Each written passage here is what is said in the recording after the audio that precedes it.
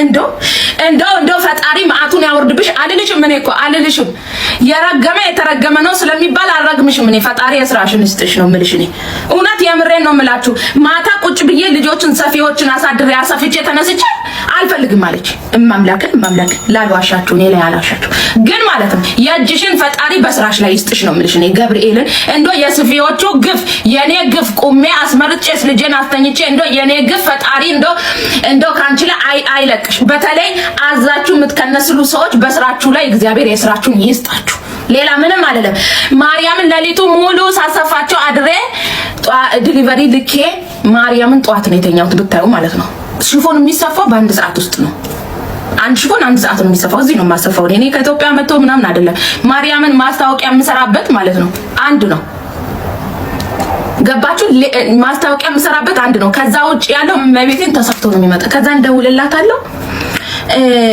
ትላንትና ማታ ኦርደር አድርገሽ ነበረ ለምንድን ነው አልፈልግም ያልሽው አልኳት። ከዛም በኋላ አይኔ እኮ የመሰለኝ ብትን ጨርቁ መስሎኝ ነበረ የገዛሁት እና ብትን ጨርቁን በ150 ነው ወይ የምትገዢው አልኳት። አይ እና በመቼው ተሰፍቶ ነው አለች። ደግሞ ተመልሳ ማለት ነው አንቺ ምን አገባሽ እኔ ከሰፋሁት ማፈልጊ ከሆነ መጀመሪያ ለምን አዘሽ አልኳት። አይ እኔ እኮ አለች የቆየ ምናምን አልፈልግም አዲስ የሆነውን ነው አሁን የምፈልገው። እና ታዲያ አዲስ የሆነውን መርጠሽ እኮ ነው ትላንትና ቦስቼ ተሰፍቶልሽ የመጣው። ከዛም በኋላ አይ እኔ ምክንያት ደረደረሽ። ከዛም ፈጣሪ የስራሽን ይስጥሽ አልኳት። እግዚአብሔርን የምሬ ነው። ከዛም በኋላ ጆሮዬ ላይ ጥርቅም አደረገች። እማምላክን አሳዳጊ የበደለሽ፣ ሁለተኛ ነገር ደግሞ ማለት ነው ጎረቤት የረገመሽ ሴት ነሽ። እያየሽኝ ነው። ኦኬ እያየሽኝ ነው። ልንገርሽ ብዬ ነው ፈጣሪ ማለት ነው እንዶ ቆይቶ አይደለም በቅርብ ጊዜ በስራሽ ላይ ያሳይሽ። እውነቴን ነው የምልሽ። ለምን እንደሆነ ታውቂያለሽ? አንዳንድ ጊዜ በሰው ስራ ላይ የምትበድሉ ሰዎች በስራችሁ ላይ ፈጣሪ ይበድላችኋል። ሁሉ ጊዜ መልካም ነገሮችን አድርጉ። ያላችሁት ሰው ቤት ነው፣ የምትቀጠሩት ሰው ቤት ነው።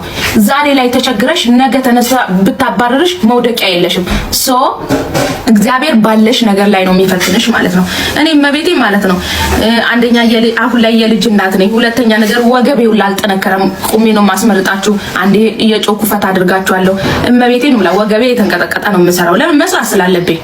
ማትገዙ ከሆነ ማትፈልጉ ከሆነ አለመግዛት አለማዘዝ ትልቅነትና ስነ ምግባርነት ነው። እግዚአብሔርን የምሬን ግን አዛችሁ መከንሰል ግን እግዚአብሔር በስራሽ ላይ የስራሽን ይስጥ። እኔ ምንም አይደለም። እኔ ምንም አልጎዳም። ምንም ማለት ነው። ለምን ፈጣሪ ገባችሁ? እኔ እንደዚህ ሆኜ ችግሬ እንደዚህ አውርቼ ምናምን ሌላ እንትን አልፈልግም። ሰርቼ በስነ ስርዓቱ ነው ማደር የምፈልገው። ግን እኔ ወገቤ የተቀጠቀጠ ማርያምን ብዙ ነገሮች ደክሞኝ እዚህ ቁሜ ያስተናገርኩ አዛችሁ የምትከነስሉ ሰዎች በስራችሁ ላይ እውነት ሰማይና ምድርን የዘረጋ አምላክ የእጃችሁን ይስጣችሁ። የስንት ሰው ግፍ እንዳለባችሁ ታውቃላችሁ? የሰፊ ግፍ፣ የኔ ግፍ፣ የዲሊቨሪ ግፍ አለባችሁ። የሶስት ሰው ግፍ አለባችሁ። ወደሽም ጠላሽም እንቅልፉን አጥቶ ሰፊ ይሰፋል። እኔ ቁሜ ያስተናግዳሻለሁ። ወገቤ ተንቀጠቀጠ። ዲሊቨሪ ልጆቹን ለማሳደግ 2 ብር ፍለጋ ይመጣል። አንቺ ጋር 2 ብር ፍለጋ።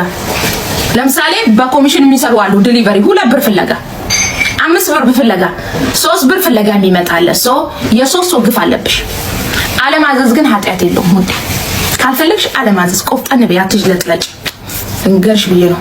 እኔ ግን እግዚአብሔር ይመስገን በጣም ስነ ስርዓት ያላቸው በጣም ጎበዝ የሆኑ ጎረቤት የመረቀው ጎረቤት የረገመ ሰው በጣም ከባድ ነው። ጎረቤት የረገመ ሰው በጣም ከባድ ነው። ጎረቤት የመረቃቸው ስነ ስርዓት ያላቸው እንኳን ሌላ አይደለም መዳም እንኳን ከቤት ይዛቸው ስትወጣ በጣም እያዘኑ ቮይስ የሚያደርጉ ሰዎች አሉ።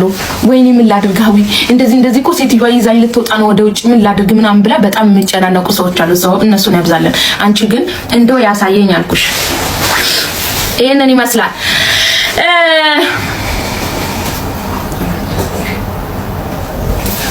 ከኔ ብቻ አይደለም እኔ ብቻ አይደለሁም። ነገር በጣም ከብዙ ነጋዴዎች ነው። አሁን አንዷ ከ9 ነጋዴ ነው ያዘዘችው። ማምላክን የግፏ ግፍ ማለት ነው። ፈጣሪ እንደው እንኳን በሰው ዘንድ አይደለም በእግዚአብሔር ዘንድ እንኳን የተረገምሽ ይሆንሽ። ማርያምን የምሬ ነው ማለት ከ9 ነጋዴ ነው ያዘዘችው። ከ9 ነጋዴ አዘ ከ9 ነጋዴ ካንስላለች።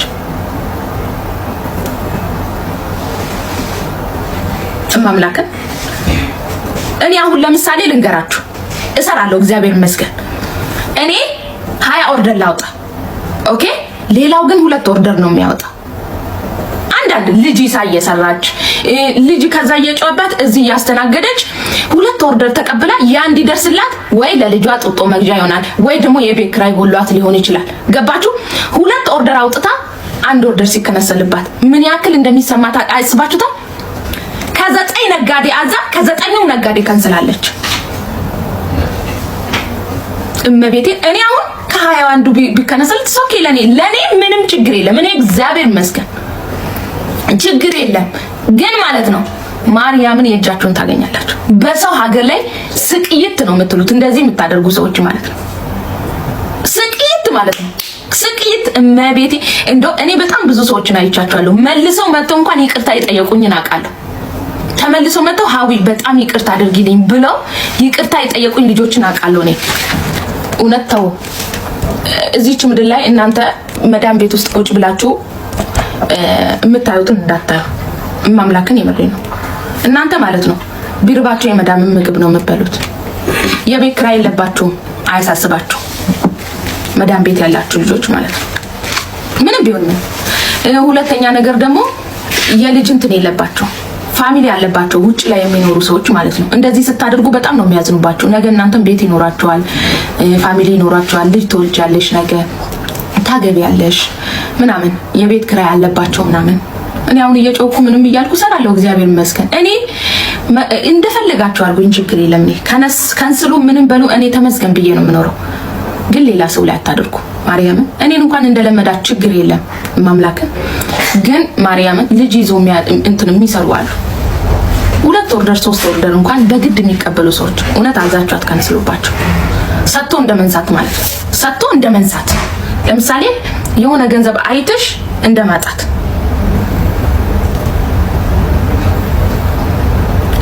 ልጇ እዛ ያስለቀሰች ልጇን እዚህ ጋር አንቺን አስተናግዳ ካዘሽ በኋላ ለምን ትከነስያለሽ?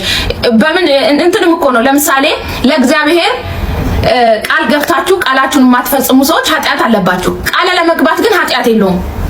ቃል ባትገቡ ሶኬ ኃጢአት የለባችሁም። ለምሳሌ የሆነ ነገር ቃል ለመግባት ኃጢአት የለውም። ገብታችሁ አለማድረግ ግን ኃጢአት አለ። በእምነታችሁ ውስጥም እንደዚህ አይነት ቃላቶች አለ ብዬ አስባለሁ። እምነት የሌለው ሰው አለ ብዬ አላስብም።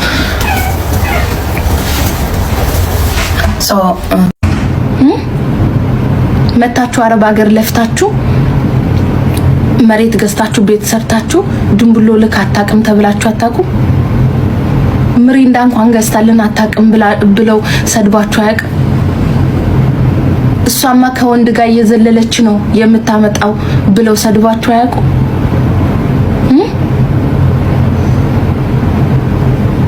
እናንተ ዋጋ የምትከፍሉት ነገር ሳይገባችሁ ቀርቶ አያውቅም። ገንዘባችሁን ተክዳችሁ አታውቁም።